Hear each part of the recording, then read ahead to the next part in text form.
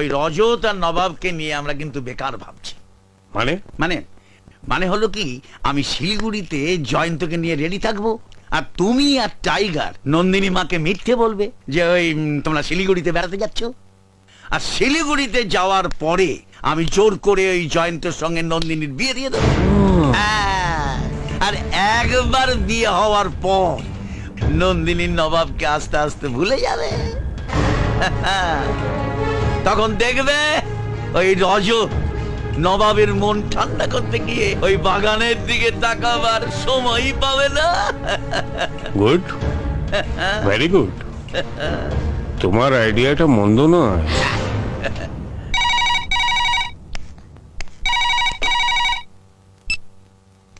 Hello,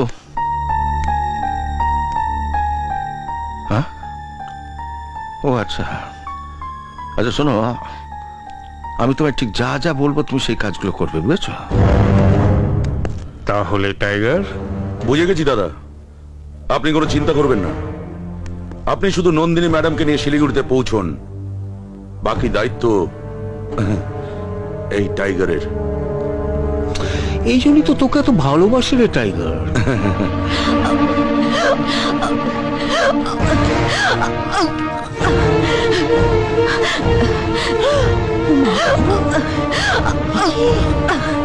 তাহলে আগামী সপ্তাহে এই শুভ কাজটা সুসম্পন্ন হোক। নিশ্চয়ই দাদা। ওগো, শোনো, নন্দিনীর শরীর খুব খারাপ, শিগগির একজন ডাক্তার ডাকতে হবে। সে কি?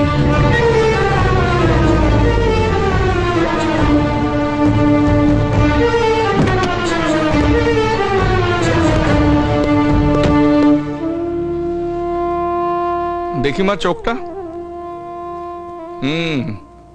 যা ভেবেছিলাম তাই। কি কি হয়েছে ডাক্তার বাবু? প্রকাশ বাবু, আপনার মেয়েকে যত তাড়াতাড়ি পারেন বিয়ে দিয়ে দিন। ঠিক বুঝলাম না। আপনার মেয়ে মা হতে চলেছে। কি কি বলছেন ডক্টর? ইয়েস, যা বলছি ঠিক বলছি। নন্দিনী, বল কি করে এমন হলো? বল বল, কে জন্য দায়ী? শিগগির বল, চুপ করে আছিস কেন? বল কে দায়ী? বল। টেনশন দেবেন না, টেনশন দেবেন না, ওর ঘুমের প্রয়োজন। করুন, ঘুমের প্রয়োজন? সারা বাড়ির লোকের ঘুম কেড়ে নিয়ে এখন ঘুমের প্রয়োজন? বল, এই জন্য কে দায়ী? বল, স্পিক আউট। নবাব।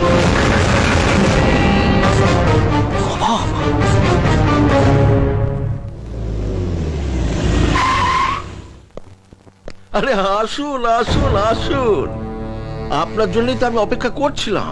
তা বিয়ের নেমন্তন্ন পত্র এনেছেন তো? আমি আবার নেমন্তন্ন পত্র ছাড়া আমন্ত্রণ গ্রহণ করি না। আপনার সঙ্গে কথা বলার কোনো প্রবৃত্তি নেই আমার। এই যে ভারতী দেবী, আপনার ছেলে আমার মেয়ের এত বড় ক্ষতি করলো কেন? এসব কি বলছেন আপনি? আমি বলছি ব্যাপারটা আমি আগেই জানতাম, উনি পরে জেনে সেটা এখন বলতে এসছেন।